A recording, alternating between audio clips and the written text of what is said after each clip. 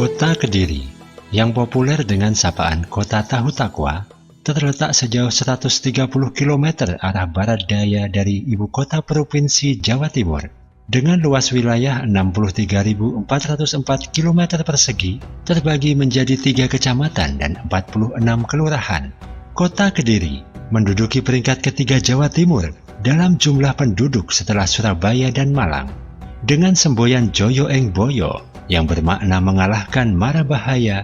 Kota Kediri tampil makin gagah dengan berbagai ikon baru.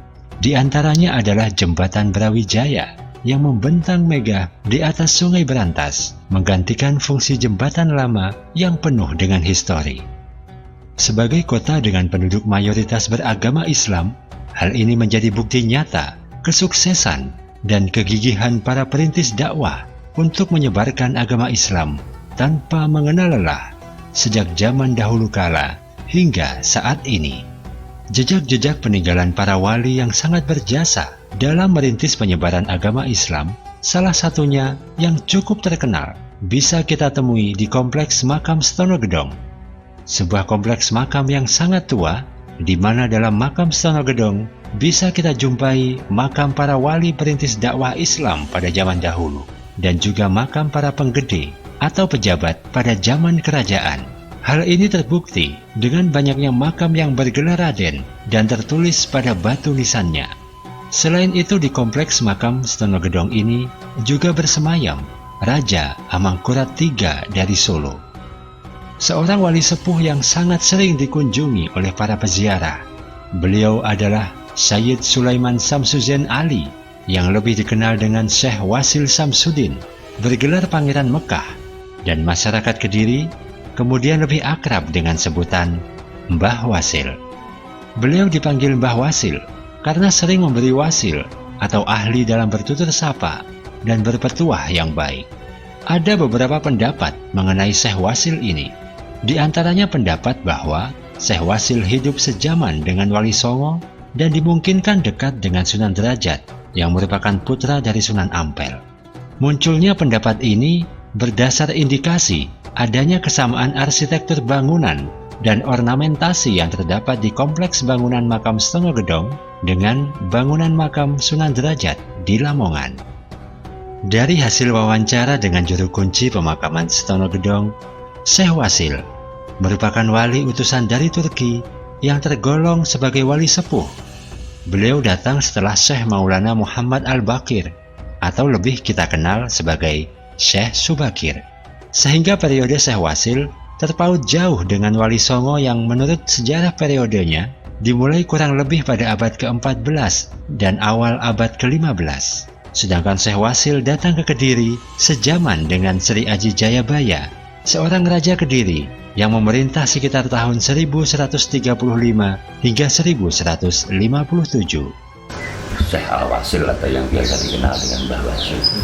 Sebetulnya Mbah Wasil itu utusan wali dari Turki, jadi utusan wali dari Turki yang termasuk di tanah Jawa. Jadi wali sepuh yang masuk pertama adalah mungkin Syekh Subakir, gitu. Oh iya, dia memerangi sebuah goib-goib atau apapun, sehingga yang kita kenal dengan Gunung Bali Tanah Jawa di Gunung Tidar. Dari situ ada wali sepuh yang kedua setelah beliaunya, itu disebut adalah Mbah Wasil. Jadi Mbah Wasil masuk ke Tanah Jawa, khususnya Kediri, itu sejaman dengan Sri Aji Joyoboyo. Kehadiran Syekh Wasil sebagai tokoh pertama penyebaran agama Islam di Kediri adalah dalam tataran melakukan penjajakan kepada masyarakat Kediri, karena pada masa ini kebudayaan Hindu-Buddha khususnya di Kediri sedang mengalami puncak kejayaan. Secara perlahan-lahan, Syekh Wasil melakukan pendekatan dengan masyarakat, dan dengan kebijaksanaan yang beliau miliki, akhirnya berhasil dekat dengan Maharaja Sri Aji Jayabaya. Sehingga kemudian terdapat kisah bahwa Mbah Wasil merupakan guru spiritual dari Sri Aji Joyoboyo, hingga membuahkan sebuah jongko atau kitab Serat Jongko Joyoboyo. Ketika Syekh Wasil menyebarkan Islam di Kediri, ada beberapa sumber yang berpendapat bahwa Syekh Wasil hendak mendirikan sebuah masjid agung namun karena beberapa sebab belum berhasil menyelesaikan pembangunannya. Hal ini bisa kita lihat, sebuah tatanan batu menyerupai sebuah pondasi kuno yang belum rampung dan berbentuk bujur sangkar yang kemudian diindikasikan sebagai pondasi masjid. Namun pendapat ini kemudian disangkal kembali oleh Pak Yusuf Wibisono selaku juru kunci makam. Pak Yusuf menjelaskan bahwa tatanan pondasi tersebut adalah bekas bangunan Candi Batur yang digunakan sebagai penyimpanan abu jenazah para raja. Dan candi ini sudah ada sebelum Syekh Wasil dimakamkan. Karena kompleks Candi Batur merupakan tanah pilihan untuk persemayaman para raja dan bangsawan, maka untuk memberikan penghormatan ketika Syekh Wasil wafat, beliau dimakamkan di area tanah makam untuk raja dan bangsawan. Sebelum Mbah Wasil dimakamkan di sini dulu ada sebuah candi di belakang masjid itu yang mungkin dikenal dengan Candi Batur pada umumnya. Jadi di setiap kerajaan itu pada umumnya pasti memiliki Candi Batur. Dan fungsi Candi Batur tersebut adalah untuk menyimpan abu jenazah para raja. Yang sekaligus kalau zaman sekarang mungkin ziarah dengan pada zamannya yang sekaligus akhirnya menjadi tempat beribadah. Berbeda dengan candi besar yang memang untuk beribadah, dia seperti halnya Borobudur, Prambanan itu kan memang untuk beribadah. Tapi fungsi Candi Batur pada intinya adalah untuk menyimpan abu jenazah para raja. Berarti tanah itu adalah tanah pilihan. Nah, secara otomatis beliau Mbah Wasil dimakamkan di sini. Setelah beliau dimakamkan di sini, secara otomatis lagi orang-orang terdekatnya akan mengikuti berikut. Sunan-sunan atau yang lain juga akan mengikuti itu tanah pilihan. Secara otomatis kalau Candi Batur untuk menyimpan abu dan kuburan. Karena adanya makam Islam, mulai adanya Islam baru makam.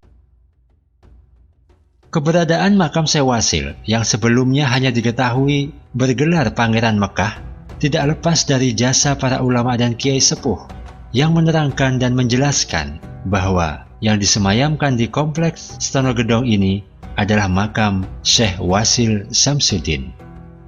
Bila ingin berziarah ke makam Syekh Wasil setelah melalui gerbang depan masjid, sebenarnya ada dua jalur utama untuk menuju makam Mbah Wasil, yakni bisa melalui sisi utara dan sisi selatan masjid. Namun yang lebih umum digunakan adalah jalur utara masjid yang memang lebih dekat dan langsung menuju ke makam Syekh Wasil. Meskipun jalur selatan masjid jarang dilalui oleh para peziarah, ternyata dari hasil wawancara dengan juru kunci Bapak Yusuf Wibisono, beliau menyampaikan bahwa jika para peziarah menggunakan jalur selatan masjid, sebenarnya banyak filosofi historis yang akan tergali. Karena jalur selatan masjid ini merupakan jalur yang digunakan oleh para kiai sepuh yang akan berziarah ke makam Syekh Wasil. Proses ziarah diawali dengan sholat sunnah di masjid, kemudian dilanjutkan melalui jalur selatan menuju makam Pangeran Sumende yang merupakan abdi dalam kinasih Raja Amangkurat III yang kemudian menjadi juru kunci pertama di pemakaman Stonogedong. Diibaratkan ketika kita akan sowan kepada seorang wali besar, kita izin dahulu pada petugas yang menjaga area tersebut. Filosofi dari nama Sumende diartikan bahwa dalam menjalani kehidupan, kita harus sumende, berserah diri atau selalu bergantung kepada Allah Subhanahu wa Ta'ala. Dalam surat Luqman ayat 22, Allah Subhanahu wa Ta'ala berfirman, A'udzu billahi minasyaitonir rajim. Wa may yuslim wajhahu ila Allahi wa huwa muhsinun faqad istamsaka bil urwatil wuthqa wa ila Allahi aqibatil umur. Dan barang siapa berserah diri kepada Allah sedang dia orang yang berbuat kebaikan, maka sesungguhnya dia telah berpegang pada buhul atau tali yang kukuh. Hanya kepada Allah kesudahan segala urusan. Setelah dari makam Pangeran Sumende, dilanjutkan berziarah ke makam Wali Arba di sebelah barat yang merupakan pengikut atau murid Syekh Wasil. Makam Wali Arba sejumlah 4 buah makam yang batu nisannya diselimuti dengan kain putih. Pada nisan Wali Arba ini terdapat ukiran relung berbentuk pancaran sinar matahari yang bisa diartikan sebagai tanda kedudukan tertentu pada masa hidupnya. Wali Arba ini sebagai simbol bahwa sebagai manusia, kita harus bisa mengendalikan sifat papat, Yang pertama adalah nafsu alwamah, yaitu keinginan untuk makan, minum, pakaian, bersenang-senang, dan lain sebagainya. Yang kedua adalah nafsu sufiyah, yakni keinginan untuk dipuji, mendapat derajat, pangkat, keutamaan, dan lain-lain. Yang ketiga adalah nafsu amarah, yang berkaitan dengan keinginan mempertahankan diri dengan amarah, emosi, egois, dan lain sebagainya. Dan yang keempat adalah nafsu mutmainnah, yakni nafsu yang mengajak ke arah kebaikan. Setelah dari Wali Arba, ziarah dilanjutkan ke makam Sunan Bagus yang ada di barat pendopo, yang berdiri megah di atas bekas pondasi Candi Batur. Filosofi dari Sunan Bagus ini adalah kita harus membaguskan hati supaya perbuatan kita turut menjadi baik. Rasulullah Shallallahu Alaihi Wasallam bersabda, "Ala wa inna fi jasadi mudghatan idza solahat solahal jasadu kullu, wa idza fasadat fasadal jasadi kullu, ala wahiyal qalbu." Ingatlah bahwa di dalam jasad itu ada segumpal daging. Jika ia baik, maka baik pula seluruh jasad. Ketahuilah bahwa ia adalah hati. Hadis riwayat Bukhari dan Muslim. Oleh karena itu Rasulullah Shallallahu Alaihi Wasallam selalu berdoa, "Ya muqallibal qulub, tsabbit qalbi ala dinik." Setelah dari Sunan Bagus baru dilanjutkan sowan ke makam Syekh Wasil. Dan di makam inilah kita meneladani perjuangan beliau, semangat beliau, ketekunan beliau dalam mendakwahkan ajaran Islam kepada masyarakat Kediri. Dengan adanya urutan pembersihan jiwa yang telah dilakukan sebelumnya, kita bertekad untuk menjadi hamba Allah seutuhnya. Sebagaimana dalam sholat kita selalu menyatakan, "Inna sholati wa nusuki wa mahyaya wa mamati lillahi rabbil alamin." Di samping makam Syekh Wasil ada makam Sunan Penanggung yang mempunyai makna filosofis bahwa manusia akan mempertanggungjawabkan semua amal perbuatan yang dikerjakan selama hidupnya. Sebagaimana dalam surah Al-Mudaththir ayat 38, Allah Subhanahu wa taala berfirman, "A'udzu billahi minasyaitonir rajim. Kullu nafsin bima kasabat rahina." Tiap-tiap diri bertanggung jawab atas apa yang telah diperbuatnya. Setelah dari Sunan Penanggung, kita akan keluar melalui jalur sebelah utara masjid, dan di sepanjang jalur tersebut terdapat makam Amangkurat III yang merupakan raja dari Solo. Kemudian ada Sunan Bakul, Sunan Kabul, Sunan Demang, dan lain sebagainya. Jika kemudian digali urutan filosofi dari perjalanan yang telah ditempuh sebelumnya, maka kita akan mendapatkan makna ketika kita sudah sepenuhnya menghamba kepada Allah Subhanahu wa Ta'ala dan mempersiapkan diri bertanggung jawab atas amal perbuatan kita, maka hal-hal yang bersifat materi keduniawian hanyalah bonus semata, dan nikmat yang kita dapatkan akan dikelola sebagai sarana syiar dan memperkuat dakwah Islam di sekitar kita. Selamat meneladani perjuangan, semangat, dan ketekunan Syekh Wasil Syamsuddin dalam mendakwahkan ajaran Islam kepada masyarakat. Sampai jumpa pada episode Jejak Wali Nusantara berikutnya.